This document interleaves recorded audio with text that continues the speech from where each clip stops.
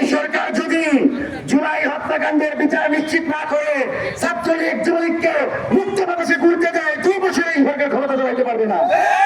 সুতরাং এই সরকারকে ক্ষমতায় থাকতে হবে, যে কোনো মূল্যে আওয়ামী জঙ্গি গোষ্ঠীকে সর্বোচ্চ বিচারের মাধ্যমে হাসিনা কামালের ফাঁসির দড়িতে ঝুলাতে হবে এবং হাসিনা কামালের ফাঁসি নিশ্চিত করে আওয়ামী লীগের প্রত্যেকটি নেতা কর্মীর বিচার সম্পন্ন করার পর এই সরকার আগামী 5 বছর ভারসাম্যপূর্ণ রাজনৈতিক পরিবেশ নিশ্চিত করতে পারে আমরা মনে করি।